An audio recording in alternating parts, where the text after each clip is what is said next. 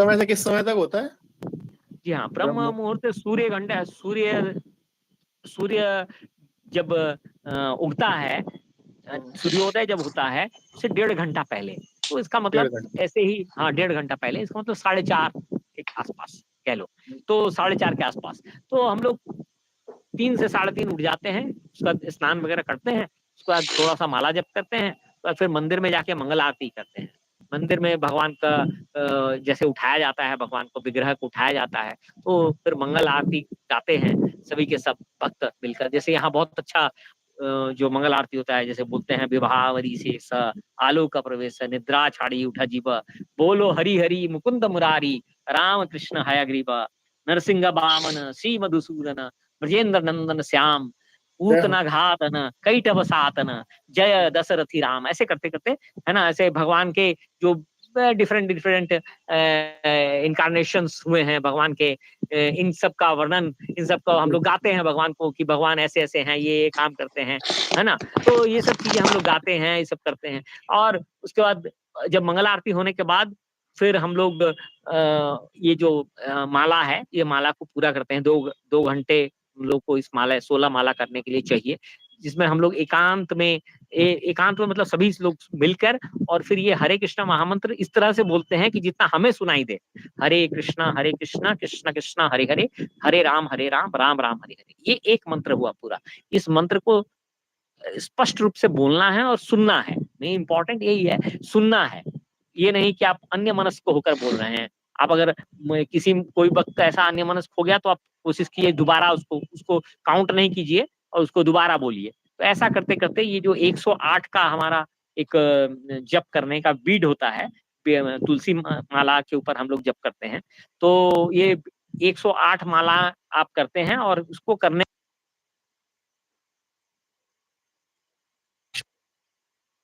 My rental house was vacant for 2 months, and my neighbor's house got rented out on no broker in 2 days. साक्षात करके इनके बारे में पता करेंगे, और कैसे इन्होंने ये जर्नी स्टार्ट करी, और कैसे यहाँ पर भगवान कृष्ण की सेवा में आए, और वो सब हम इनसे बारी बारी करके बातचीत करेंगे। तो आप शुरू में, हरे कृष्णा प्रभु, अब हम शुरुआत करते हैं। आप अपनी शुरू की जर्नी से बताइए। जब आप पहले वहां पे बिहार में जब स्टार्ट करते थे, पढ़ते थे, तो वहां से थोड़ा स्टार्ट करेंगे। Then we will start with the other, मतलब जो हमारा इंजीनियरिंग का है, देन जॉब का है, शादी का है, उसके बाद धीरे से स्टार्ट करेंगे। तो आप, I am over to you Shri Krishna Jotdas ji. जी हाँ, मेरा जन्म जो है बिहार में, मतलब हम लोग बिहार से हैं जन्म, और माता पिता हैं बिहार से ही, मगर कभी बंगाल में चले गए थे, बंगाल से टच था उनको, तो हैं बिहार के, मिथिला के ब्राह्मण हैं हम लोग। तो घर में हम लोग, हमारी ज्यादातर जो स्टार्टिंग की एजुकेशन है बहुत इनिशियली बिहार से हुई, लेकिन उसके बाद पिताजी एमटेक पीएचडी करने के लिए रुड़की आ गए थे। रुड़की उस वक्त उत्तर प्रदेश का पार्ट हुआ करता था, जो कि अभी उत्तराखंड में चला गया है।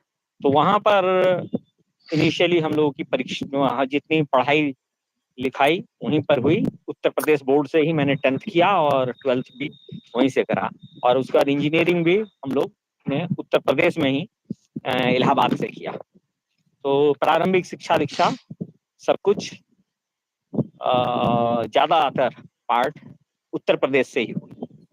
उत्तर प्रदेश बोर्ड से मैं पढ़ा लिखा हूँ। और फिर उसके बाद जब हम लोग इंजीनियरिंग में आ गए, तब हम आपके साथ, दीपक जी के साथ हम लोग पढ़े थे, और उस वक्त इंजीनियरिंग में चयन होना, वो भी जैसे आजकल भी बहुत टफ है, उस वक्त भी टफ हुआ करता था। मगर शायद कुछ अच्छी कृपा रही होगी, जो हम लोगों ने कर पाए। और उसके बाद इंजीनियरिंग में अच्छी खासी ब्रांच भी मिल गई, कंप्यूटर साइंस, जो उस वक्त बहुत कम लोग जानते थे कि कंप्यूटर साइंस ब्रांच, मगर काफी उस वक्त तो क्रेज था, लोग ले रहे थे, मगर फिर भी वो मिलने का चांस नहीं था हमारे रैंक पर, मगर मिल गया। और फिर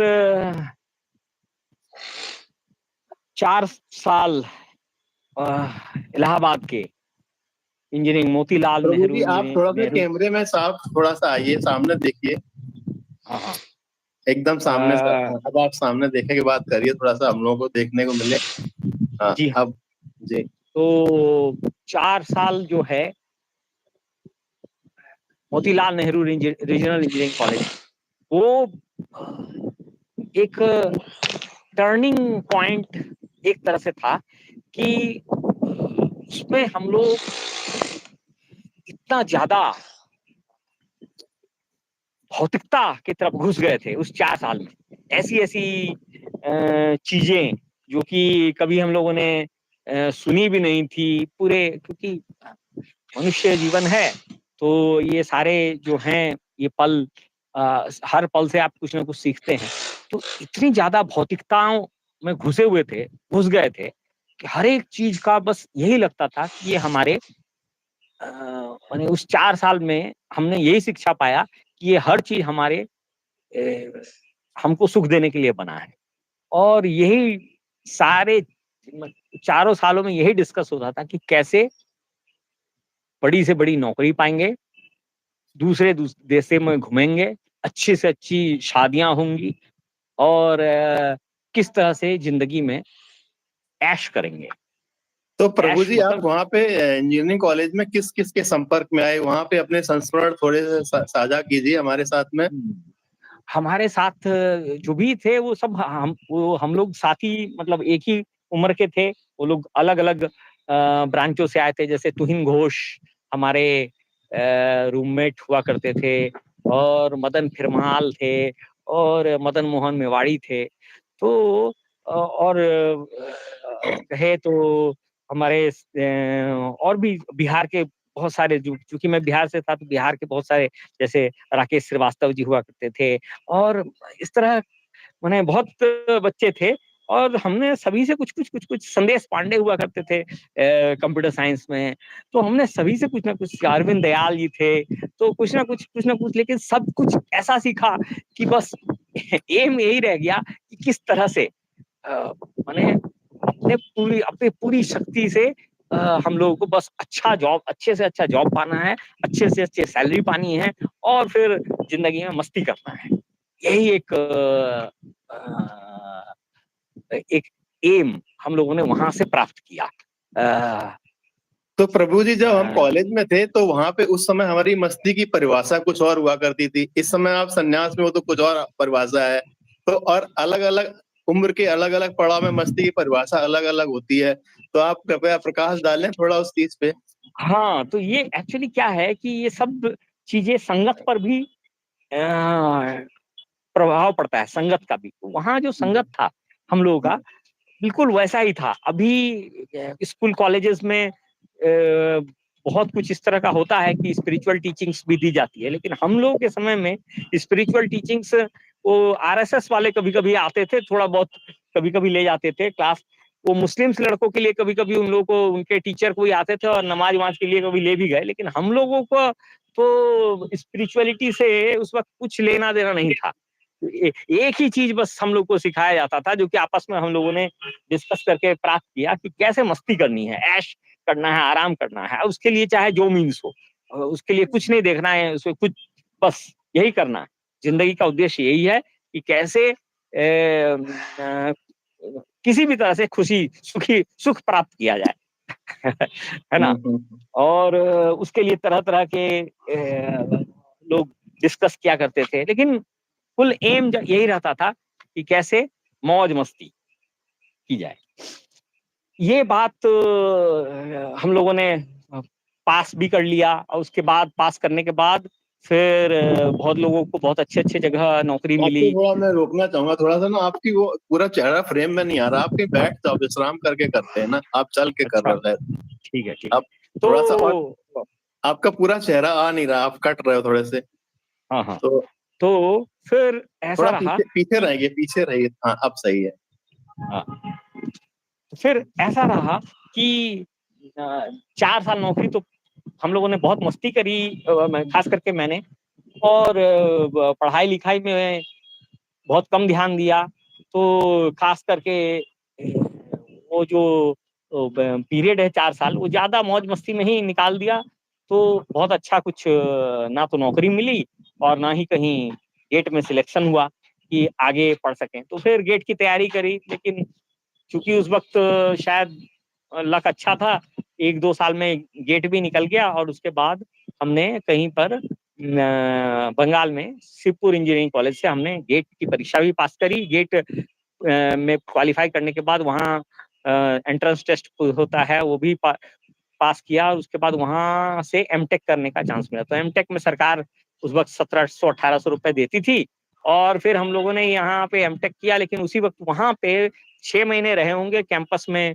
वो लोग आए और उन्होंने 6 महीने बाद ही मुझे बैंगलोर के लिए पीसीएल माइंडवेयर करके एक कंपनी थी, उसके लिए उन्होंने चुन लिया। तो मैंने कहा ठीक है, अब 1800 रुपए से 6000 रुपए मिल रहे हैं और बैंगलोर मिल रहा है, चले जाओ, क्या करेंगे एमटेक करके। तो हमने एमटेक वहीं ड्रॉप कर दिया और 97 में मुझे लगता है मैं एमटेक में मैं पीसीएल माइंडवेयर करके बैंगलोर में एक कंपनी थी, वहाँ पे मैं चला गया और उस कंपनी में काम करते हुए वहाँ पर लोगों का, अपने जो साथियों का और जो साथ में सहकर्मी थे, एक ही एम रहा करता था। उस वक्त बॉडी शॉपिंग हुआ करती थी।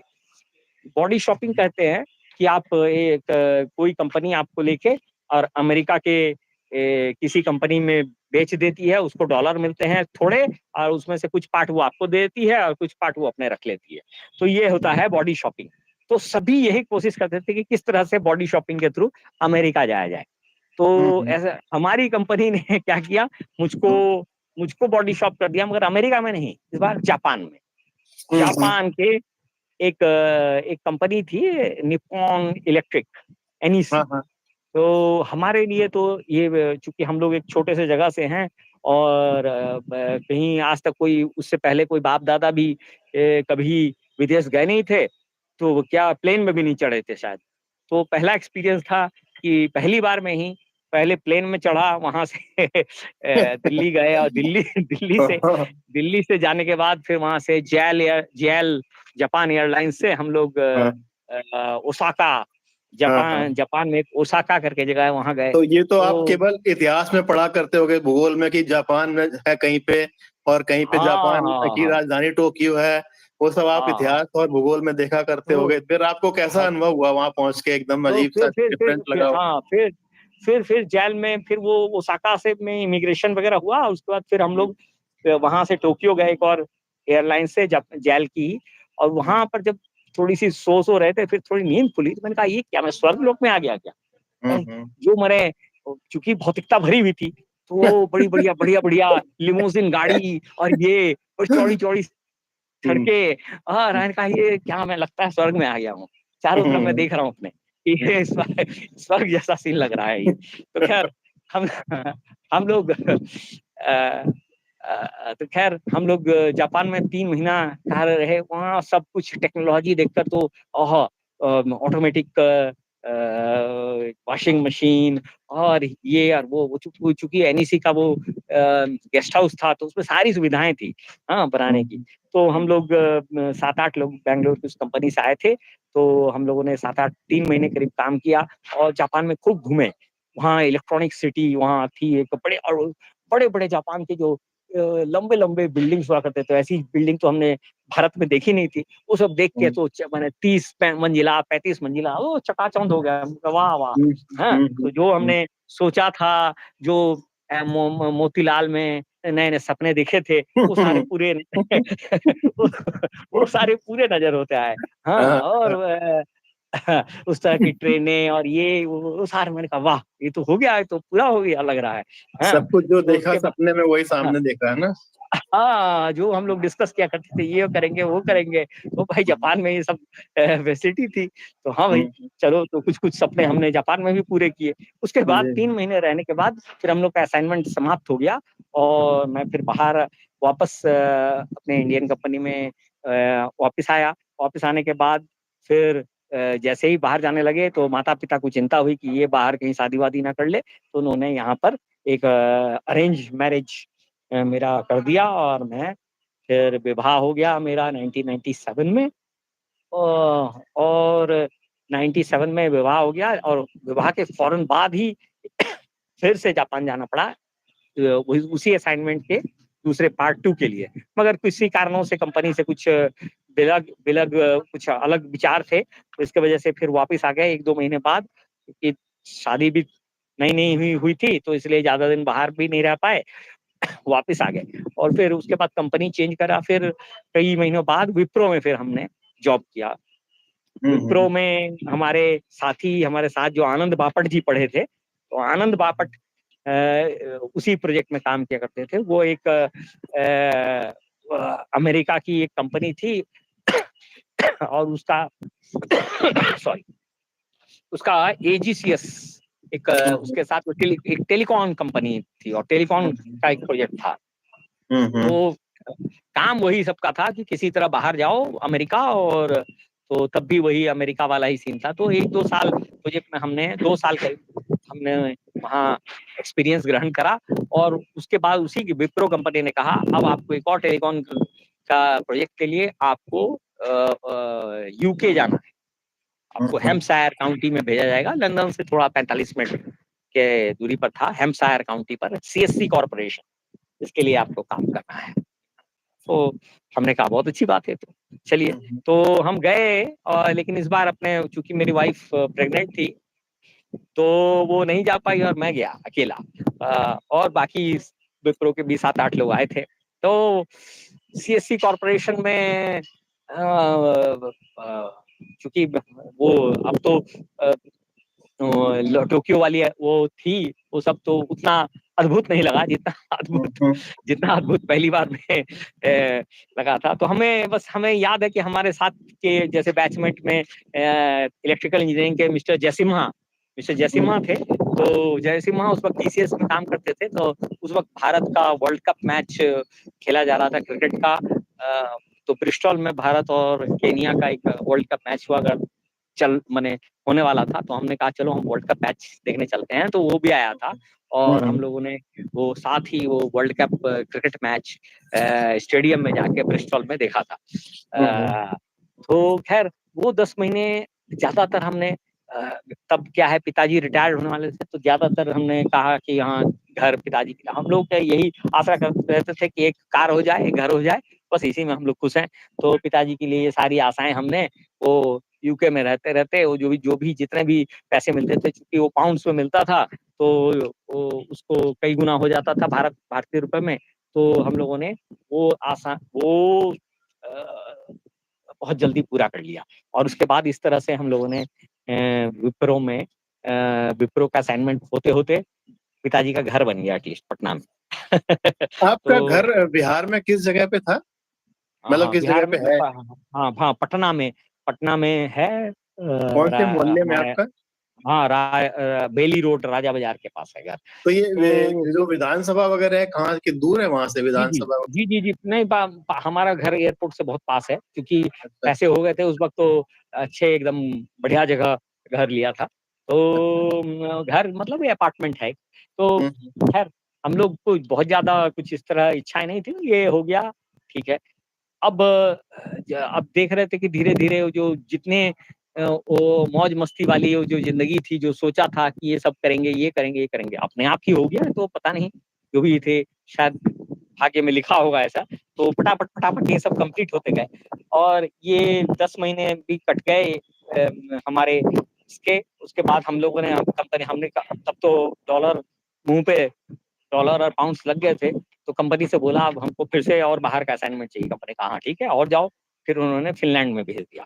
फिनलैंड में टेल लैब्स में हम लोगों ने काम किया, और फिर वहाँ भी सैलरी अच्छी खासी थी। तो वो भी इस तरह और उस वक्त कुछ दिनों बाद मेरे छोटा बेटा हुआ था पहला, और मेरी पत्नी ने मेरे साथ ज्वाइन किया। टेल लैब्स में रहे हम लोग।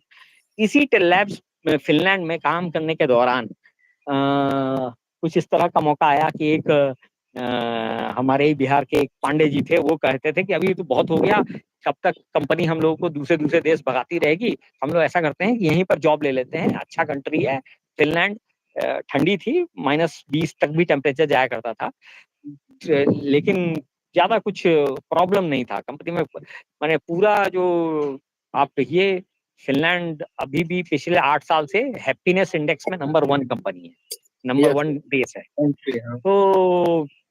तो सब कुछ काफी अच्छा था, तो हम लोगों ने कहा ठीक है यहीं रहते हैं।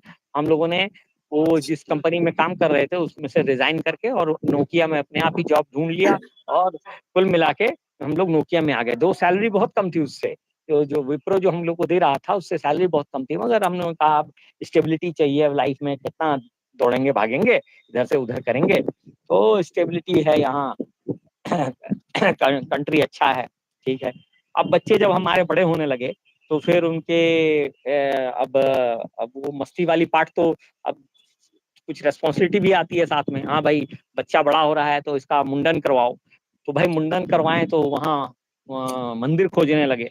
तो मंदिर खोजने लगे तो हम लोगों को वहाँ पे एक श्रील प्रभुपाद जी की कृपा से एक मंदिर मिला, इस्कॉन मंदिर, जो कृष्ण का, माने वहाँ चैतन्य महाप्रभु नित्यानंद प्रभु का मंदिर था बेसिकली।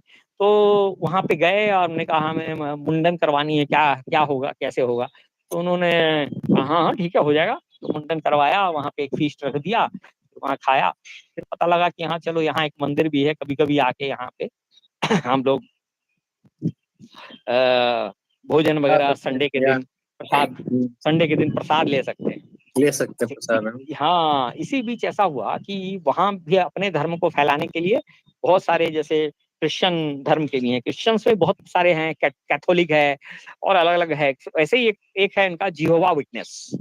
जिहोवा विटनेस क्या करता है, वो लोग क्या बाइबल पढ़ाता है, बाइबल को आपको देगा, हिंदी भाषा में भी देता है कभी कभी तो, और आपके साथ आके डिस्कस करेगा। तो ऐसा हुआ कि मेरे पास एक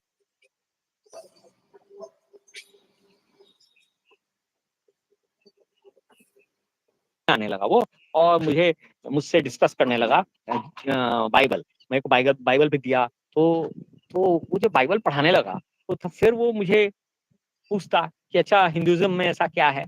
अब मैं हम लोग क्या है कि ब्राह्मण परिवार में जन्म हुआ, सब कुछ हुआ ब्राह्मण घर में, वो योग्य पवित्र संस्कार भी हुआ, सब कुछ हुआ, सब कुछ करते थे, मगर कभी ये सब कारण जानने की कोशिश नहीं करी कि ये सब आखिर क्यों करना है, क्या है। तो अब समय भी था, नोकिया में काम करते थे, बहुत जॉब में बहुत ज्यादा प्रेशर भी नहीं था, तो हमने गूगल करना शुरू किया उसके प्रश्नों का जवाब, कि तो ऐसा करते करते करते इंटरेस्ट आने लगा। तो उसमें प्रभुपाद जी के टीचिंग्स भरे हुए थे हमारे इंटरनेट में उस वक्त। तो ये वही 2001 2002 की बात कर रहा हूँ। तो इंटरनेट के में उसके टीचिंग्स भरे हुए थे, तो हम मुझे जो जो क्वेश्चन वो करता था वो उसके जवाब मिलते गए, मैं उसको अगले दिन वो फिर आता अगली तो मीटिंग में। वहाँ पे आपके कौन से गुरु थे फिनलैंड वगैरह में, जो आप बता रहे, वहाँ पे कोई गुरु जी भी हो रहे होंगे ना, जहाँ पे आप उनके संपर्क में आए होंगे? नहीं, गुरु जी ऐसे कोई नहीं थे, मतलब ये एक तो मंदिर था, मंदिर में डिफरेंट डिफरेंट आचार्य, ये जो प्रभुपाद जी के शिष्य लोग हैं ना, वो आते रहते थे। वो अच्छा। कोई वैसा परमानेंट कोई नहीं था, मगर जैसे वहाँ के जो भक्त लोग थे वो बताते रहते थे। वो थे फिनिश, माने फिनलैंड के ही, मगर वो हम लोग को भगवत गीता के बारे में बताते थे। तो हमें बड़ा आश्चर्य होता था कि अरे ये तो फिनिश बॉर्न है, फिनलैंड में बॉर्न है, इसको इतना सारा पता है, हमें पता नहीं है ना। तो ये बातें मुझे बड़ी अजीब सी लगती थी, तो हमने कहा नहीं, हमें भी तो पढ़ना चाहिए। तो फिर क्या हुआ, धीरे धीरे उन्होंने कहा कि एवरी संडे आप लोग आइए, यहाँ भगवत गीता पे क्लास होती है, क्लास के बाद फीस्ट होता है। तो फीस्ट मेन अट्रैक्शन रहता था। पहले पहले क्या करते थे कि एकदम जाएंगे 5-7 मिनट पहले फीस्ट के, बस वहीं चले जाएंगे, थोड़ा सा कीर्तन करेंगे, और फीस्ट मेरे लिए बड़ा अच्छा हुआ करता था। सोचिए फिनलैंड में ठंडा, और उस ठंडे पर आपको गरम गरम हलवा, पूरी और पनीर की सब्जी, हाँ, और फ्राइड राइस, ये सब मिले, और वो भी कोई चार्ज नहीं देना पड़े, तो फिर क्या क्या कहें। तो पहले यही खाने जाते थे। फिर थोड़ा सा मन में ग्लानि हुआ कि नहीं, ऐसा अच्छा नहीं है, कम से कम ये लोग क्या बोलते हैं सुन लेते हैं। तो फिर भगवत गीता सुनने भी लगे धीरे धीरे। तो फिर भगवत गीता में इंटरेस्ट आने लगा, और जब ये इंटरेस्ट आता था तो फिर धीरे धीरे हमने क्या किया, क्योंकि नोकिया में रिसोर्सेस भी बहुत थे, मैंने डाउनलोड करना शुरू किया, और फिर उन जिहोवा विटनेस से जो बाइबल पढ़ाने आता था उससे भी विचार विमर्श होता था। तो एक बार वो उसने कहा कि हाँ ठीक है, इस मृत्यु के बाद क्या होगा, ऐसा तो करने के बाद तो उसके हिसाब से उसने बताया कि हाँ ऐसा है कि अगर आप मतलब भगवान के सच्चे वो रहिएगा तो होने के बाद आपको स्वर्ग में इस तरह का राज मिलेगा, और उस मतलब वहाँ जीसस का राज है और वहां पर इस तरह है। तो वो मुझे फोटो दिखाया, उसमें बाघ भी थे, शेर भी था, मैं और हिरन भी था और आदमी लोग भी थे। मैंने कहा यहाँ पे ये लोग एक दूसरे को खाते नहीं है, ये बाघ भी है और ये बोला नहीं नहीं वहाँ कोई हिंसा नहीं होती है। मैंने कहा फिर यहाँ फिर आप लोग क्यों हिंसा करते हैं, यहाँ इतनी मीट वगैरह क्यों खाते हैं? अच्छा ये सब मैं पूछ रहा हूँ, मैं खुद भी तब भी मीट खाता था। हमारे हम लोग इस तरह के ब्राह्मण थे, मैं बताऊं कि प्योर वेज वाले, नॉन वेज वाले हम लोग मिथिला के ब्राह्मण में इस तरह है कि वो ये सब चलता था, ये सब ऑफकोर्स गलत था मगर सब चलता था। तो ये अब मैं उसको पूछ रहा हूँ और मैं खुद ही पूछ रहा हूँ कि भाई क्यों फिर मीट खाते हो, तो ये सब करके। लेकिन फिर मुझे ही ग्लानि हुई, फिर मैंने मंदिर में जाता था रहता था तो मंदिर में बताया कि ये 4 तरह के जो कानून है ये नहीं करना चाहिए। मैंने कोई भी सिर्फ कृष्ण प्रसाद ही खाना चाहिए, किसी भी तरह का मीट मांस मछली प्याज अंडा लहसुन ये सब अभक्ष पदार्थ हैं, इनको नहीं खाना चाहिए और खाना सिर्फ चाहिए जो भगवान को अर्पित किया हुआ भोजन है वही खाने चाहिए। तो इसमें इनका स्थान ही नहीं है। फिर ये था कि किसी भी तरह का नशा नहीं करना चाहिए। लेकिन हम लोगों ने जब मोतीलाल में थे और इसमें थे तो हम लोगों को किसी भी मैंने हर तरह का नशा सिखा दिया गया था कि भाई ये भी देख लो वो भी देख लो। तो हम लोगों ने भी वही जवानी के जोश में मजे लेते लेते वो सब भी आदत तो नहीं पड़ी थी मगर वो सब में परहेज नहीं था, ठीक है ना। तो ये सब इवन इस्कॉन में तो ये मैंने हमारे यहाँ तो अभी तो ये है कि चाय कॉफी भी नहीं पीनी चाहिए। तो ये सब चीजें जब हम लोग अब इस्कॉन के संपर्क में आए तब तक 2002 में हमारी छोटी लड़की भी हुई एक, तो तब तक लेकिन हम लोग अब बोले नहीं अब ऐसी लाइफ नहीं जिएंगे, अब हम लोग चेंज कर लेंगे। तो हम लोगों ने अपने सारे बर्तन फेंक दिए पुराने जिसमें ये सब चीजें बुना करती थी, नया सेट ऑफ बर्तन लाए और कहा आज से ये इस्कॉन के ये नियम घर में पालन करेंगे। हाँ, तो उसके बाद हमने वो सब पालन किया, किसी भी तरह का हर नशा छोड़ दिया, इवन चाय कॉफी भी नहीं और कोई किसी भी तरह का नॉन वेज की तो बात ही छोड़ दीजिए, प्याज लहसुन भी नहीं। हाँ, और भगवान को अर्पित करके ही खाना। तो ऑफ कोर्स कभी कभी पार्टियों में मुझे दिक्कत हुआ करती थी, पार्टियों में मैं जब जाता था तो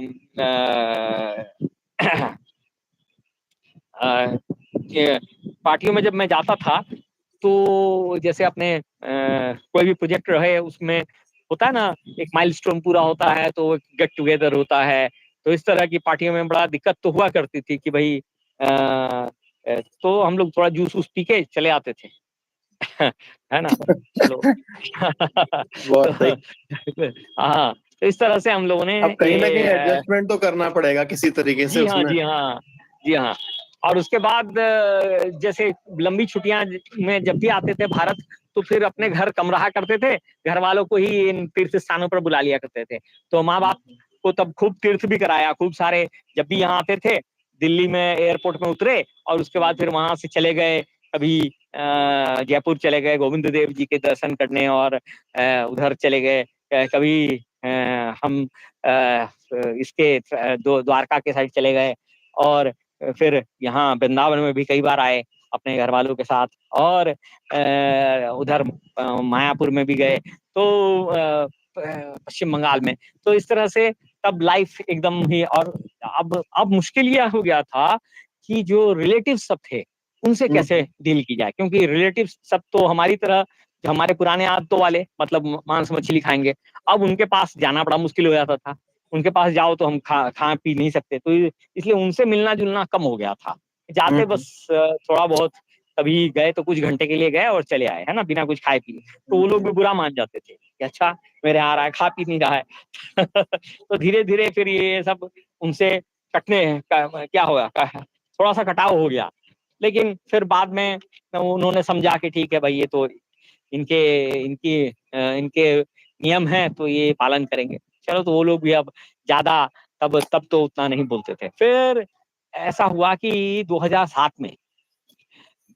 में हमने कहा अरे अब तो इतने पैसे भी हो गए, तब तो फिर भी जो भी ये था यूरो में मिलता था, तो भारत से तो अच्छा ही सैलरी था। तो मैंने कहा अब हम लोगों ने ब्रज की महत्व भी इतना सीख लिया क्लास में जाते जाते, तो चलो ब्रज में रहते हैं। ऐसा करके हमने अपने फैमिली को मनाने की कोशिश करी, पर फैमिली मानी नहीं उतनी। तो मैंने कहा ठीक है, अभी तो हम लोग का हम लोग में कोई वो नहीं है, वो आप लोग यहाँ रह सकते हो, हम लोग वहां जा सकते हैं।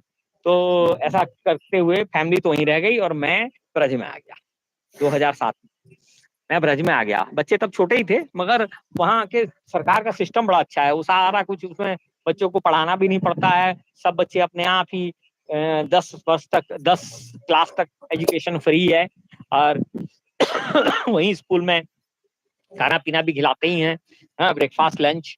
और कुल मिला के आपने अगर फिनलैंड के एजुकेशन के बारे में पढ़ा होगा तो बहुत अच्छा एजुकेशन सिस्टम भी है। तो कुल मिला प्रभु के जी हमारी तरफ देखिए, कैमरे की तरफ, आप कहीं हाँ और देख रहे हैं, हाँ फोकस नहीं कुल बन मिला पा के रहा हाँ कुल मिला के है। ये किसी भी तरह का बच्चों के लिए कोई प्रॉब्लम हुआ नहीं पढ़ने पढ़ाने के लिए।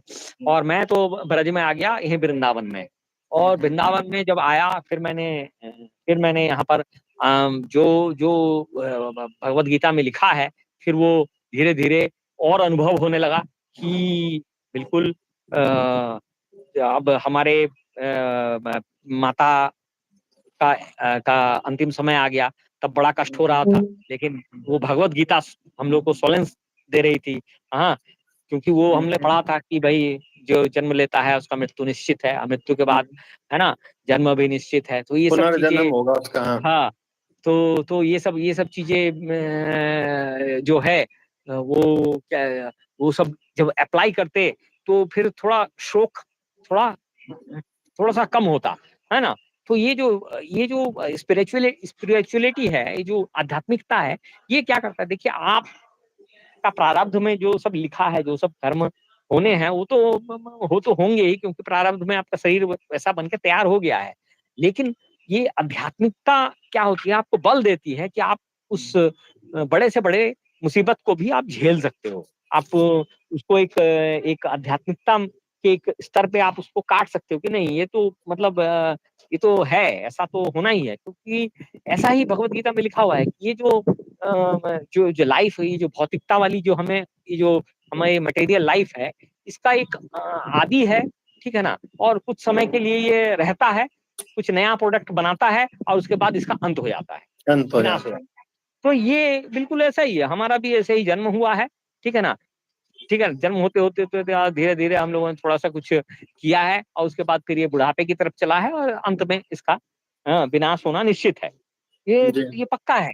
तो ये सब चीजें जब मैंने अपने जिंदगी में मैंने सोचा, हाँ ऐसा क्यों हो रहा है, ऐसा क्यों हो रहा है, तो उन्होंने बताया कि भाई ये सारी चीजें जो है कर्म है, कि यार तुमने ऐसा ऐसा किया है। तो मैंने कहा हाँ, तो फिर हमें अगला जो फसल है, अगली अगली जन्म भी होना है, तो अगला जो फसल है वो अच्छा हो, उसकी हमें तैयारी करनी चाहिए। तो फिर हमने कहा कि ये सब जैसा कि भगवत गीता में लिखा हुआ है, तो ये सब काम जो जो कि हम लोगों को गलत रिजल्ट देगा, आगे हम लोगों को भोगना पड़ेगा, वो सब काम क्यों किया जाए फिर।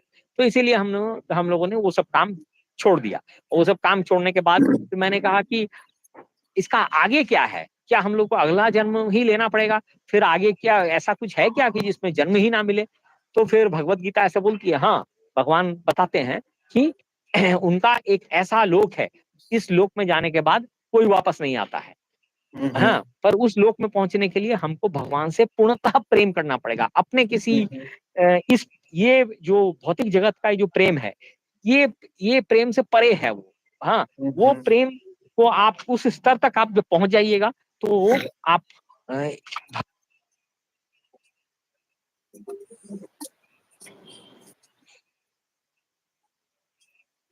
भौतिक जगत और पड़ता है, क्योंकि ये भौतिक जगत भगवान ने बनाया है इसी के लिए है, जिससे कि जीव जो है इसका यूज करके आगे बढ़े, क्रमशः इस पथ पर आगे बढ़े, और बढ़ते बढ़ते बढ़ते बढ़ते उस स्तर तक पहुंच जाए जिसमें वो नेक्स्ट, जब भी उसका ये शरीर छूटे, नेक्स्ट जो है बर्थ सीधा भगवान के धाम में हो। तो हम लोग उसी जर्नी पर हैं, और हम लोग उसी जर्नी पर होते हुए हम लोग कोशिश यही कर रहे हैं कि किस तरह से भगवान का पूर्ण प्रेम प्राप्त किया जाए, जिससे कि हम लोग वापस इस संसार में वापस नहीं आना पड़े, क्योंकि संसार अच्छा, में ये तो आपने बताया संसार कि जो ये है परम ब्रह्म मतलब उधर जो आपकी मतलब हेवन की जो जर्नी है उसके बारे में बता रहे हैं, लेकिन आप संसार में रह जी हाँ के जी या फिर अध्यात्म में रह के जो हमने मौज की बात डिस्कस करी ना कि मौज, तो आप लोग कहाँ कहाँ पे मौज और किस तरह की मौज जो आपने यहाँ से आपने प्राप्त करी है उसके बारे में थोड़ा बताइए, जो आपको आनंद आया अपने संस्मरण बताइए। अच्छे अच्छे लोग मिले होंगे आपको, बहुत सारे लोग जिन्होंने आपको बहुत सारी चीजें शेयर करी होंगी, आपने जी उसमें जी आनंद प्राप्त किया होगा, तो वो आपसे आपका इस्कॉन का आनंद हम प्राप्त शेयर जानना चाहते हैं आप कि वो जर्नी के आनंद के बारे में। जी हाँ, जी हाँ, जी हाँ। तो इस्कॉन में हम लोग को ये पहले बताया गया कि हम लोग एक्चुअली मनुष्य का जो जीवन मिला है, वो वो बस यही मनुष्य का जीवन जो मिला है, हम लोग को आनंद प्राप्त करने के लिए ही मिला है। बिल्कुल हम लोग को इस तरह से अपने को ढालना है कि हमारा ये लाइफ भी आनंदमय हो और अगला लाइफ भी।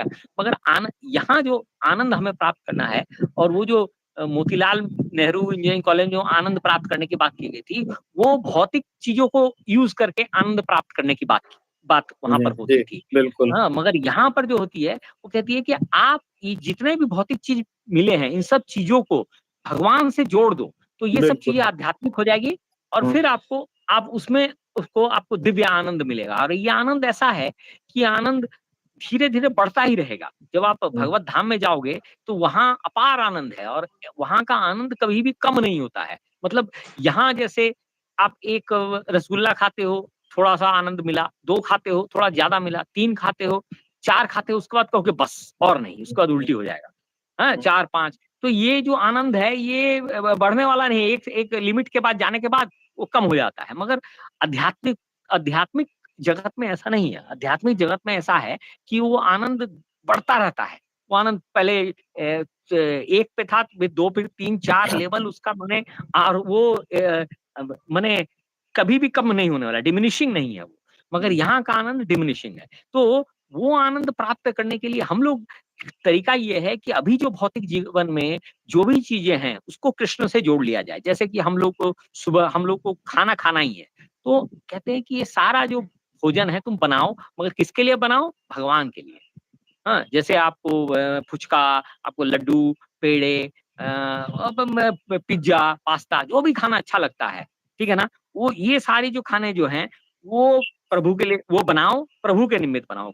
उसको भोग लगाओ, और उसके बाद आप स्वयं भी खाओ, अपने दोस्तों को भी खिलाओ। अच्छा, तो आपके ये बारे में एक जो है आप सूचना प्राप्त हुई है कि आपने वहां पे कंप्यूटर साइंस के बच्चों को आपने ज्ञान देना प्रारंभ किया है, तो आपका सडनली एक कंप्यूटर इंजीनियर होने के नाते और एक कंप्यूटर जो बच्चे सीख रहे हैं उनको ज्ञान देना, उनमें कितना फर्क महसूस करते हैं? मतलब आपको उस ज्ञान को, अपना इंजीनियरिंग का ज्ञान और एक एक एक सामान्य जो है कक्षा 12 या कक्षा 10 के कंप्यूटर के छात्र के रूप में जो ज्ञान उसको में आप दे रहे हो, उसमें क्या महसूस करते हो आप एक इंजीनियर होने के नाते?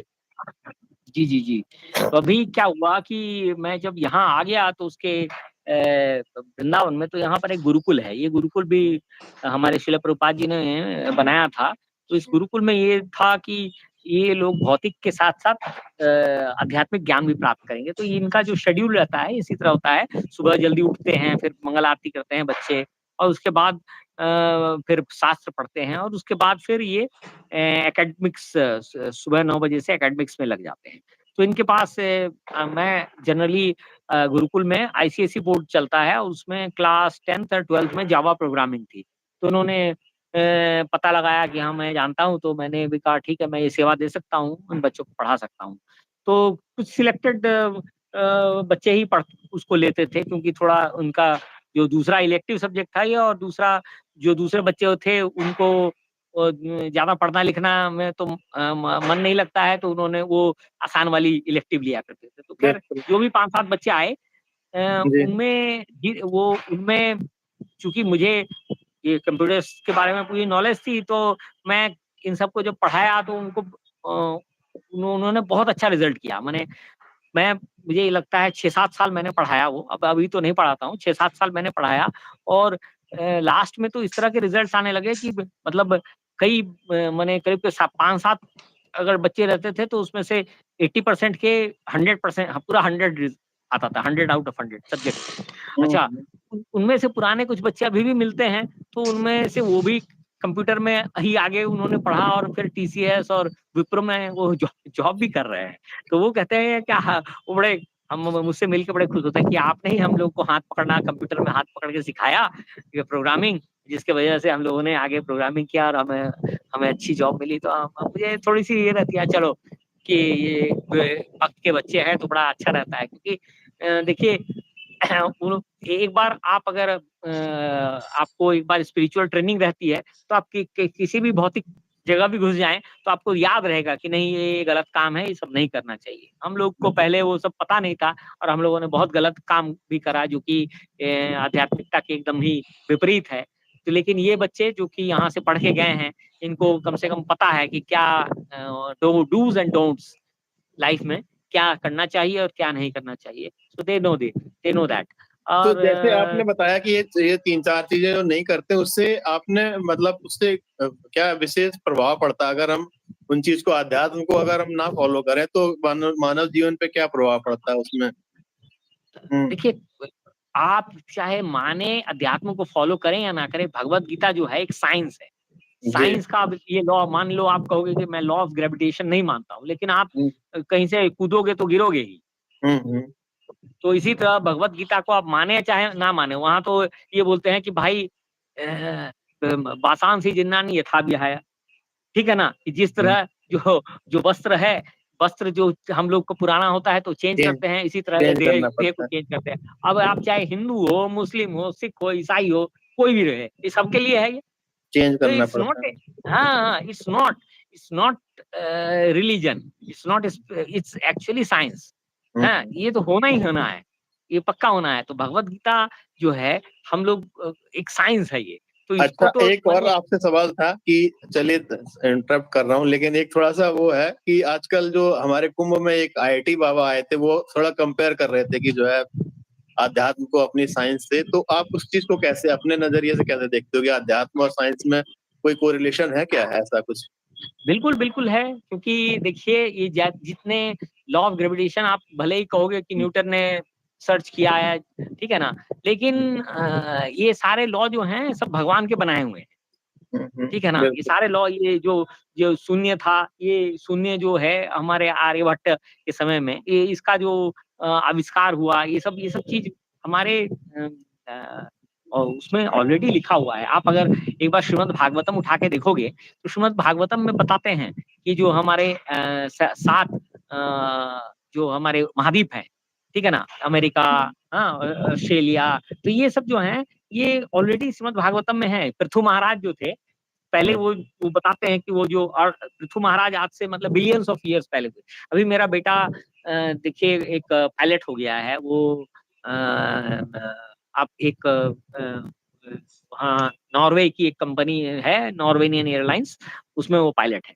तो वो उसको मैं कोशिश करता हूँ थोड़ा बहुत प्रीच करने के लिए। तो वो पूछ रहा था कि अच्छा, ये मैंने कहा देखो ये सारी चीजें जो हमारे भागवत में लिखी हुई है कि ये 7 आइलैंड है, भले ही नाम भले ही अलग हो, आपको अमेरिका नाम नहीं मिलेगा, लेकिन वहां पे लिखा हुआ है कि किस तरह से महाराज जो ये हमारे ध्रुव महाराज के पिताजी थे, उसके भाई, हाँ, उन्होंने ये पूरा जो है करके 7 आइलैंड बनाया था, और ये महाद्वीप और ये बनाए थे जो जितने रथ के पहिए से, चक्र से। तो ये सारी चीजें हमारे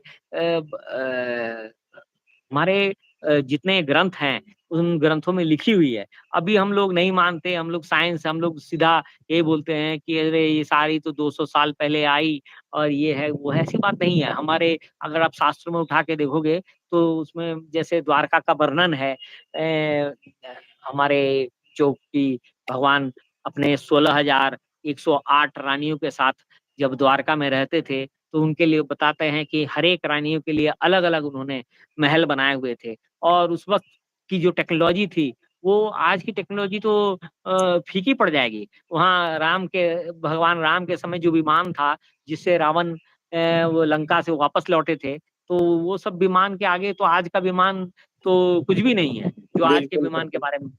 तो हम लोग उस वक्त का टेक्नोलॉजी ज्यादा उन्नत था, बल्कि है ना। हाँ ऑफ कोर्स आज जो है ग्रॉसली बहुत लोग यूज कर सकते हैं, तब शायद इसको माने उतने ग्रॉसली यूज नहीं होता था, इतने बहुत सारे लोग यूज नहीं कर पाते थे। मगर योगी जो हमारे योगी जन हुआ करते थे, वो सिद्धि से पता नहीं क्या कहाँ कहाँ अभी कुछ साल पहले तक भी हमारे समय में ही वो बनारस में इस तरह के एक बाबा थे, तेलंग स्वामी बाबा।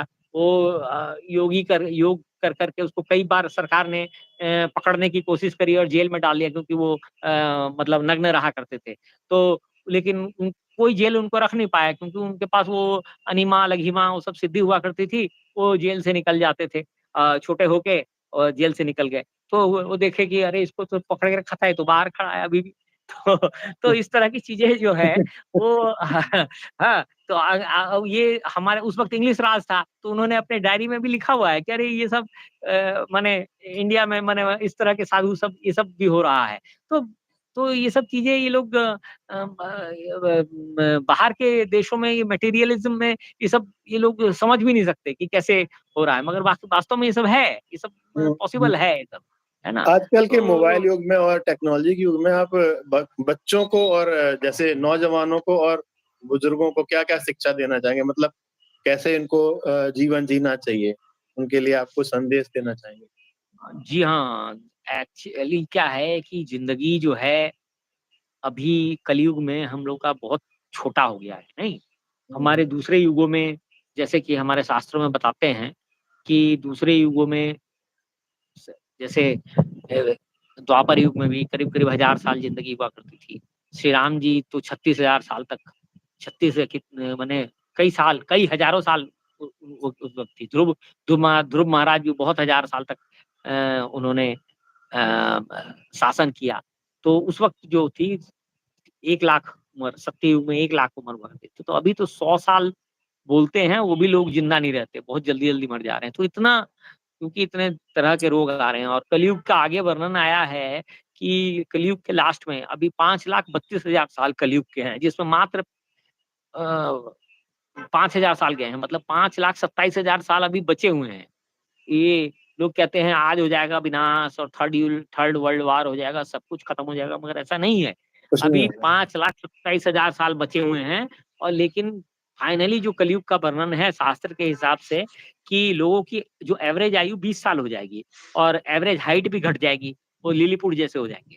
तो 20 साल में ही आदमी बूढ़ा हो जाएगा, मतलब इस तरह का हाल रहेगा। तो अभी ये देखिए, अभी लेकिन ये सारी खराबी होते हुए भी भगवान ने एक चीज बड़ा अच्छा दिया है कि कलयुग में भगवत प्राप्ति आसानी होगी, क्योंकि पहले के युग में लोग हजारों साल तपस्या करते थे, तब जाके भगवत प्राप्ति होती थी। अभी क्या हमारे पास मात्र 100 साल भी बड़ी मुश्किल से मिलता है, लेकिन इसमें लिखा हुआ है कि शास्त्र में कि बस एक हरिनाम करने से ही हम लोगों को सारी वो चीजें वो मिल जाएंगी, जो कि पहले के लोग दूसरे युगों में बड़ी-बड़ी तपस्या करके भी नहीं प्राप्त कर सकते थे। मतलब भगवत प्राप्ति बहुत आसान है, बहुत आसान है इन दैट सेंस, लेकिन लगे रहना पड़ेगा, कंटीन्यूअस कंटीन्यूअस। ये नहीं कि वीकेंड में कर लिया या सिर्फ 2 घंटे ये कर लिया। आप अपनी जिंदगी को इस तरह ढाल लीजिए, जिंदगी को इस तरह ढाल लीजिए कि आप देखो हमको खाना खाना ही है। हाँ, तो खाना खाना है तो आप बस अब खाइए वही चीज़ जो कि आप घर में बनाएँ, और उसको अब बाहर का खाने में भी आप देखिए बहुत रिस्क है आजकल।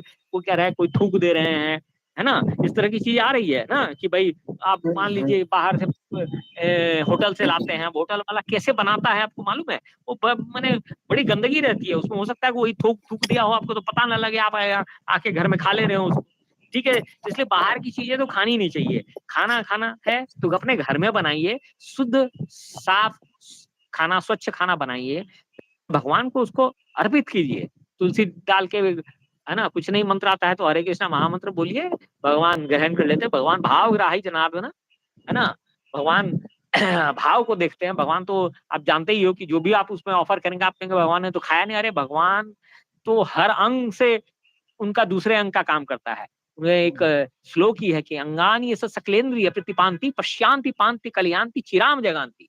ठीक है ना? हम्म। मतलब उनका कोई भी अंग वो पैर से देख सकते हैं। उनके लिए ऐसा नहीं है कि मुँह से खाना है। उनको वो आँखों के सामने जब आता है, तो वैसे ही खा लेते हैं। आप अगर हम्म। गोवर्धन लीला में आप अगर कभी जाएँगे, जब भगवान ने गोवर्धन उठा लिया था, तो सारे ब्रजवासियों को वो क्या है, गोवर्धन खुद बन गए थे और उसके बाद वो जितने ब्रजवासी लोग जितने बना के लाए, उसको खाया और खाने के बाद उन्होंने कहा और लाओ। तो ब्रजभाषा में उसको बोलते हैं अनियोर, अनियोर। तो वो अनियोर एक गाँव ही है, जहाँ पर वो लाए थे और लाओ। तो भगवान उसके बाद फिर भगवान ने वापस ब्रजवासियों को बहुत कुछ दिया, ये सब वापस लौटाया। तो ऐसा नहीं है कि हम आप ये सोचते हो कि अरे थाली तो हमने रखी, इसमें से भगवान ने ग्रहण किया, भगवान उसमें से भाव आपका ले लेते हैं, किस भाव से आपने बनाया है ना?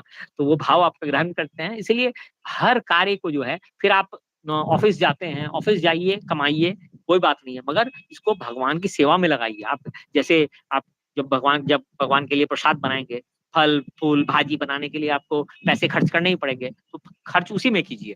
उसके अलावा अगर कुछ धन बचता है, तो आप जैसे आप घर में रहते हैं, तो घर का रेंट रेंट देना पड़ता है, तो इस तरह आपका घर ही भगवान का मंदिर हो जाएगा।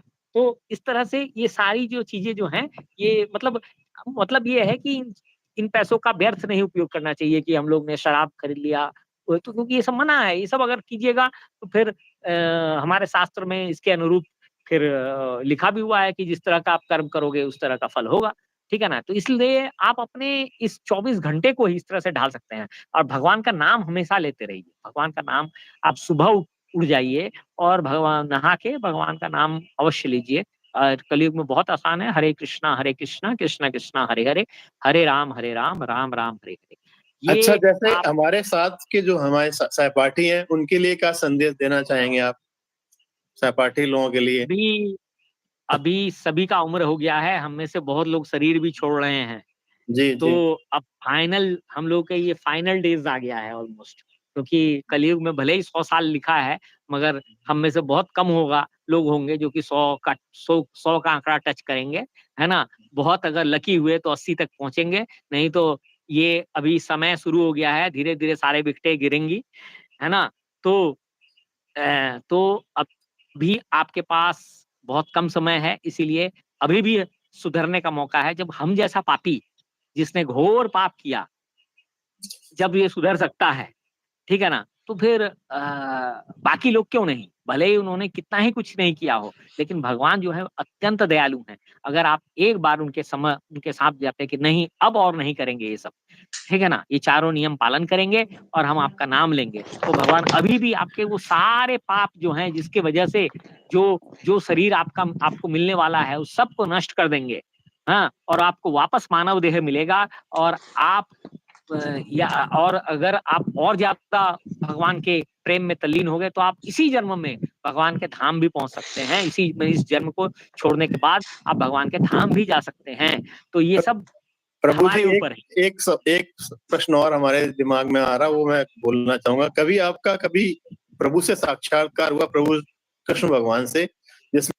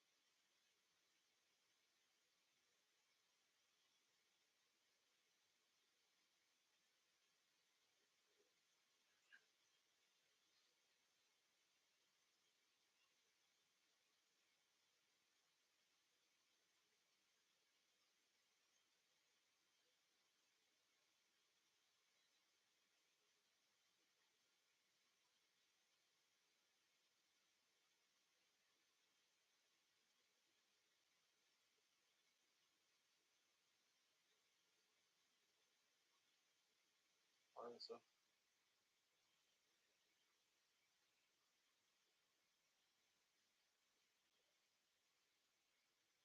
सही कह रही है अंग्रेजी बेचारी।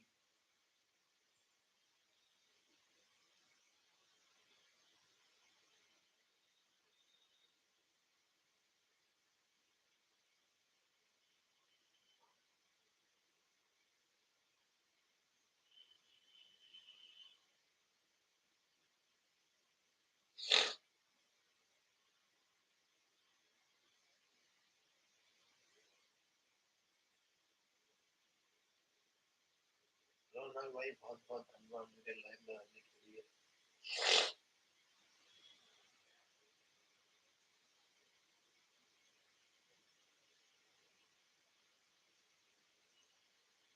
सिस्टर को कोऑपरेट करो, बहुत अच्छी है सिस्टर।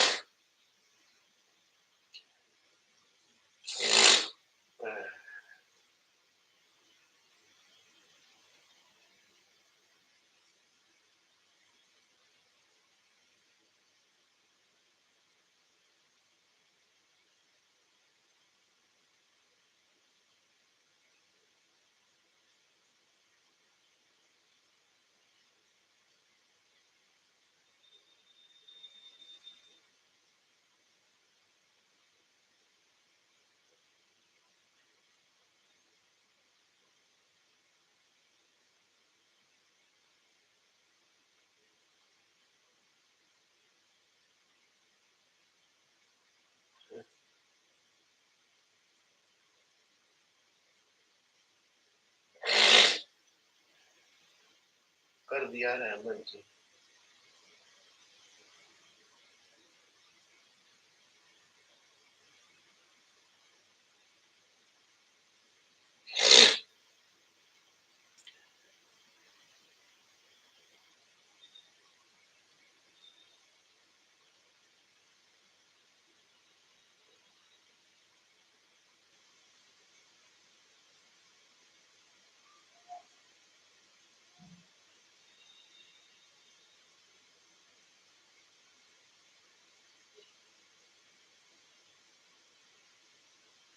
अंग्रेजी बहन का बहुत बहुत थैंक यू 500 कराने के लिए।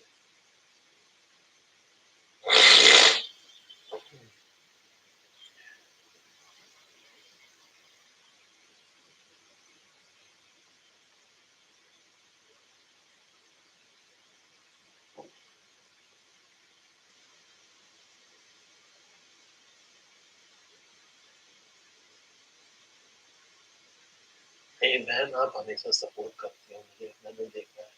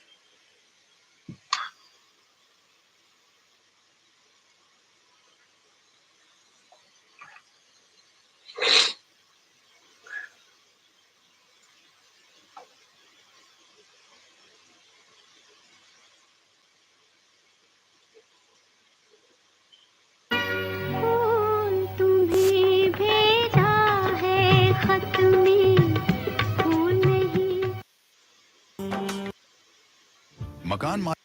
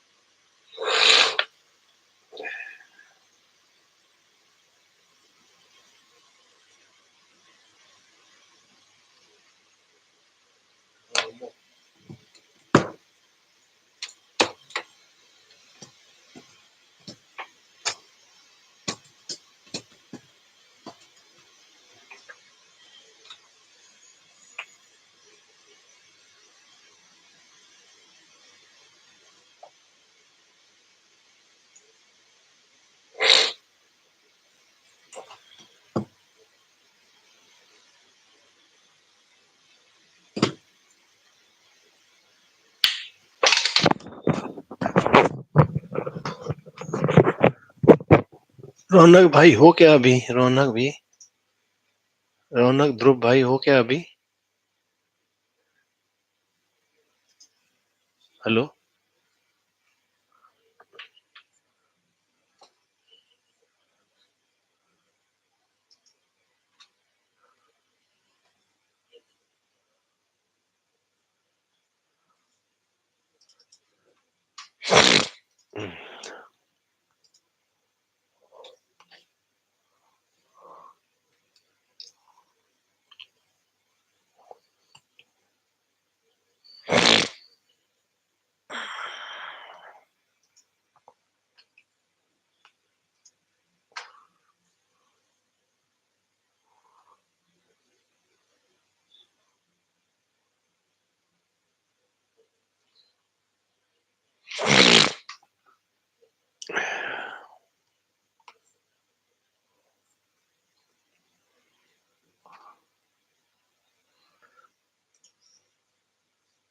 मैं बिल्ली हूँ और मैं पर्यावरण के बारे में बात करना चाहती हूँ।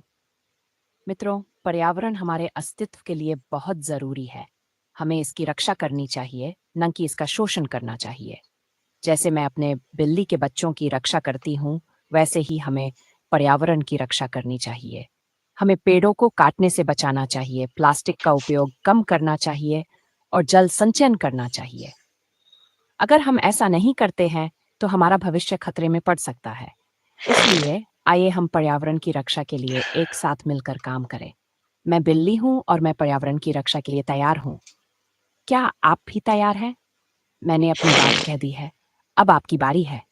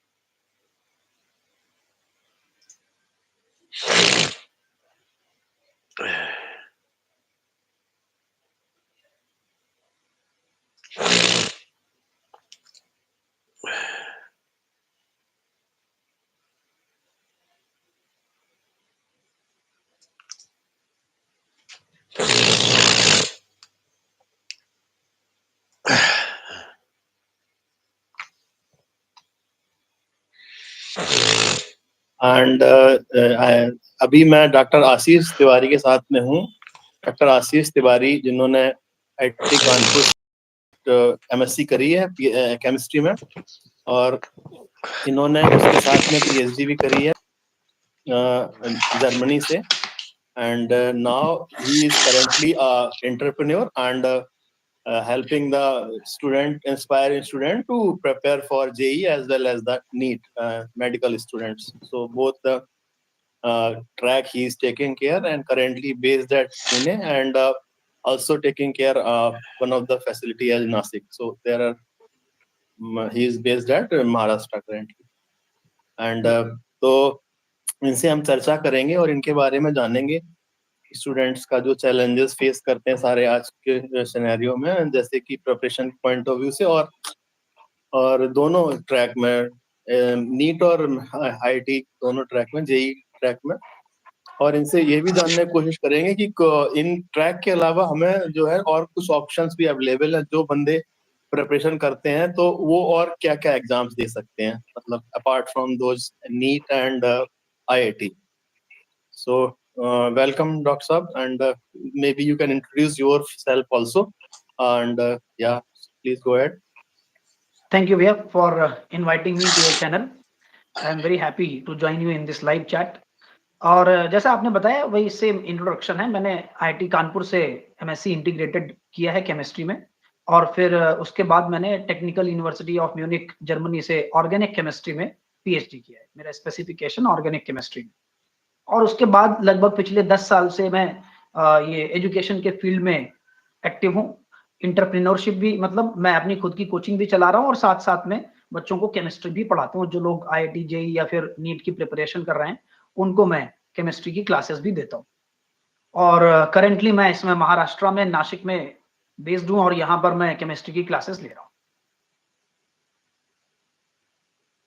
ओके, वेल, सो हम स्टार्ट करेंगे। बेसिकली आपका थोड़ा सा अपना बैकग्राउंड दीजिए कि like how you get into IIT, like what is your background, like you started from your school days to the school days to college days and IIT, and then preparation part we'll go one by one, and then we'll go discuss the preparation for the aspirant students, right? So please go ahead, like in yeah. मेरी जो पूरी basic education, मतलब जो primary education है class 1 से लेकर के 12 तक, वो पूरी कानपुर में ही हुई है। क्लास 1 से लेकर के 5 तक मैंने सरस्वती शिशु मंदिर में पढ़ाई की है। जो RSS एफिलिएटेड स्कूल्स हैं उनमें मेरा प्राइमरी एजुकेशन जो है क्लास 1 से लेकर के क्लास 5 तक की एजुकेशन वहीं पर हुई। और उसके बाद फिर जो क्लास 6 से लेकर के 12 तक की पढ़ाई है वो मैंने कानपुर में ही पंडित दीनदयाल उपाध्याय सनातन धर्म विद्यालय है, वहां पर मैंने अपनी क्लास 6 से लेकर के 12 तक की पढ़ाई कंप्लीट की। प्रिपरेशन पार्ट मैंने एक्चुअली IIT JEE की प्रिपरेशन वही क्लास 12 में की है, और एक आध मतलब वही क्लास 12 और क्लास 12 के बाद 1 साल और प्रिपरेशन की है। उसके बाद वही कानपुर में ही मैंने प्रिपरेशन की है। कानपुर में ही जो कोचिंग्स वगैरह थी उनका मैंने हेल्प लिया, और उसके बाद फिर IIT कानपुर में मैंने 5 साल इंटीग्रेटेड मास्टर्स करके केमिस्ट्री की अपनी जो पढ़ाई है वो कंप्लीट की। Okay, so yeah, that is good, like education as well as the IT preparation. So current scenario mein, like what do you think, like when you were preparing for IIT and the current scenario, the competition gone high, like nowadays student this number of student increase as well as the competition also increase, right? Though IITs are increased, but yeah, as well as the like due to number of school and colleges are more and the students also more. So what do you think, like that time preparation and this time preparation, what is the difference, main difference? As you mentioned, actually, the number of seats in IITs have increased because actually the number of IITs itself has increased. हम लोगों के time में मतलब total जो है 7 IITs थे, उनमें ही IIT JEE के थ्रू एडमिशन होता था। अभी क्या है, हर स्टेट में लगभग हर स्टेट में एटलीस्ट एक IIT है, मतलब around I think 25-26 IITs already existing है। तो उस वजह से नंबर ऑफ सीट्स इंक्रीज हुई है। लेकिन अगर आप नंबर ऑफ स्टूडेंट्स की भी संख्या अगर आप देखोगे तो उसमें भी काफी इंक्रीज हुआ है, क्योंकि जैसे पहले के टाइम पर लगभग आप मान के चलिए 1 से 1.5 लाख लोग IIT JEE की प्रिपरेशन करते थे। अभी क्या हो गया उसमें, नंबर ऑफ स्टूडेंट्स लगभग, जैसे इस साल का अगर आप डेटा देखोगे तो around 14-15 lakh students JEE Mains में अपीयर हुए हैं, और उसके आगे जो क्वालिफाई हुए हैं वो फर्दर जेई एडवांस का एग्जाम देंगे। तो at such number of students भी बढ़े हैं और नंबर ऑफ सीट्स भी बढ़ी हैं। तो मतलब एक तरीके से देखा जाए तो रेशियो जो है वो लगभग मेंटेन्ड है, जैसा रेशियो पहले था वही सेम रेशियो अभी भी। अब लेकिन जो एग्जाम का पैटर्न है वो काफी चेंज हो गया है। पहले के टाइम में 90s में 2000s में भी ऑलमोस्ट 2005-6 तक जो एग्जाम था, जो आईआईटी जेई का एंट्रेंस एग्जाम था, जिसको पहले जेई मेंस बोलते थे, अब जेई एडवांस बोलते हैं उसी एग्जाम को, तो उसका पैटर्न जो है वो काफी चेंज हो चुका है। पहले का एग्जाम पूरा सब्जेक्टिव होता था, उसमें आपको क्वेश्चंस सॉल्व करके उसके प्रॉपर मेथोडोलॉजी लिख करके उसको सॉल्व करना होता था। अभी क्या हो गया, पूरा एग्जाम जो है ऑब्जेक्टिव है। डिफरेंट टाइप के ऑब्जेक्टिव क्वेश्चंस होते हैं, single correct, multiple numerical type questions, अलग अलग टाइप के क्वेश्चंस रहते हैं, लेकिन सभी का नेचर जो है वो ऑब्जेक्टिव ही है। मींस अब क्या है, जो फाइनल आंसर निकालना है वो ज्यादा इंपॉर्टेंट है। मेथड एज सच देखा जाए तो बहुत ज्यादा मैटर नहीं करता है, as long as you are getting the correct answer everything is fine. तो इस और लेकिन ये भी है कि अगर आपने मेथड सही भी लगाया, आंसर सपोज आपका कुछ भी मिस्टेक हुई, आंसर गलत हो गया, तो आपको बिल्कुल नंबर नहीं मिलेगा। पहले क्या होता था कि आपका सब्जेक्टिव पेपर है तो वहां पर मेथड मैटर करता था, और इनफैक्ट उसका एक एडवांटेज ये था कि अगर सपोज आपका आंसर गलत भी है तो भी मेथड के ऊपर बेस्ड आपको कुछ मार्क्स मिल जाते थे। तो ऑब्जेक्टिव अप्रोच अब जो है वो कॉम्पिटिटिव एग्जाम में बहुत ज्यादा मैटर करने लगी, चाहे आईआईटी जेई का तो एग्जाम हो, डॉक्टर साहब ये चाहे दोनों के लिए लागू है, लाइक नीट और आईआईटी दोनों के लिए लागू है क्या? ये ऑब्जेक्टिव अप्रोच दोनों में ही इस तरह के है? दोनों में। नीट में भी ऑब्जेक्टिव एग्जाम ही होता है, सारे के सारे क्वेश्चंस वहां पर हर एक सब्जेक्ट में 45, फिजिक्स और केमिस्ट्री में 45 क्वेश्चंस होते हैं, सभी के सभी सिंगल करेक्ट। वहां पर इनफैक्ट नीट में तो एक तरीके से देखा है तो काफी फिक्स मामला है, क्योंकि वहां पर सारे क्वेश्चंस सिंगल करेक्ट ही होते हैं, 45 क्वेश्चंस। जे और जेई का जैसे मैंने आपको बताया कि जेई एडवांस का जो एग्जाम है, जो आईआईटी में एंट्रेंस के लिए, वो भी ऑब्जेक्टिव ही है। उसमें डिफरेंट टाइप के ऑब्जेक्टिव क्वेश्चंस होते हैं, लेकिन but ultimately they all are objective in nature. तो दोनों का अच्छा पैटर्न जो डॉक्टर आशीष ऑब्जेक्टिव। ये बताइए, डॉक्टर आशीष ये sorry for disturbing you, like मैं ये जानना चाहता था, पहले भी ना 3 तरह के एस्पिरेंट होते थे, जो एक तो बहुत ज्यादा ब्रिलियंट हुआ करते थे, और एक मीडियोकर हुआ करते थे, और एक मतलब average, below average side, right? So all 3 kind of all everybody wanted to get into the IIT, and these days also same thing. So like what do you suggest for all these kind of aspirants in NEET and as well as IIT? How do they prepare? That is question number 1. The second question is when they should start preparation, like after 6th class, after 9th class, or after the 10th, 11th, 12th, right? What should be the preparation strategy?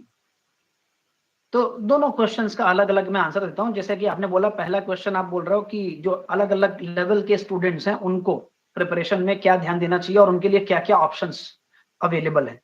तो देखिए, अगर honestly बोला जाए तो सबसे पहले तो क्या, जो भी स्टूडेंट है वो जो प्रिपरेशन करने जा रहा है जेई की या फिर नीट की, उसको अपना लेवल अपने आप खुद से एक बार आप अपने आप को जज करके देखना चाहिए कि आप किस लेवल पर स्टैंड कर रहे हो। और इनफैक्ट इन सब में आजकल काउंसलिंग सर्विस भी, कई सारे ऐसे इंस्टीट्यूट्स हैं जिनमें काउंसलिंग सर्विस भी होती है, और हर एक इंस्टीट्यूट में स्कॉलरशिप टेस्ट भी होता है। उसके बेसिस पर आप अपना जो पोटेंशियल है उसको चेक कर सकते हैं कि आप। सेकेंडली, अब आपने एक बार जब प्रिपरेशन स्टार्ट कर दिए, फिर आपको ये सब कुछ नहीं सोचना है कि आप किस लेवल पर हो। आपको अपना 100% एफर्ट देना है, चाहे आप मीडियोकर लेवल पे हो, चाहे बिलो एवरेज लेवल पर हो, या फिर आप बहुत जीनियस लेवल पे भी हो, मतलब अगर बहुत अच्छे भी आप स्टूडेंट हो। हर एक केस में आपको अपना 100% एफर्ट तो देना ही है। अब इसमें होता क्या है, जैसे मान लीजिए सपोज जो स्टूडेंट्स जिनके अंदर इतना पोटेंशियल नहीं है जो आईआईटी जेई क्रैक कर सके, या इनफैक्ट ना एनआईटी वगैरह का भी एग्जाम क्रैक कर सके, तो देखिए मेरा जो एक्सपीरियंस है पिछले 8-10 साल का, उसमें मैंने ये देखा है कि जो भी ये 2 साल ऑनेस्टली मेहनत करता है, हो सकता है कि वो आईआईटी जेई में, मतलब सॉरी आईआईटीज में या एनआईटीज में ना पहुंच पाए, किसी नॉर्मल इंजीनियरिंग कॉलेज में जाए। लेकिन अगर आपने 2 साल सिंसियरली प्रिपरेशन की या ऑनेस्टली मेहनत की है, तो उसका एडवांटेज आपको जरूर आगे ना